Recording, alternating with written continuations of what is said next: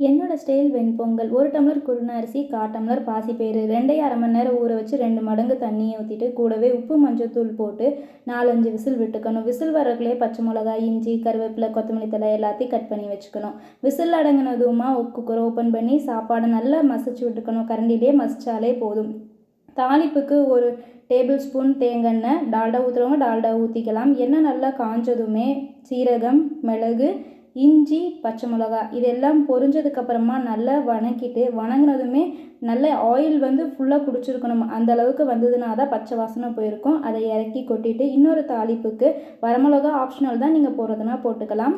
2 table spoon நெய், 2 வரமிளகா, முந்திரி, கூடவே கருவேப்பிலை, கொத்தமல்லி தழை எல்லாத்தையும் போட்டு 1-2 வணக்கி அதில் கொட்டிடணும். இதை நல்லா கிளறிட்டு கூடவே சாம்பார், நல்ல தேங்காய் சட்னி வச்சு தண்ணியாக சாப்பிட்டு பாருங்கள். செம்ம டேஸ்ட்டாக இருக்கும். பிடிச்சிருந்தா கமெண்ட்டில் சொல்லுங்கள்.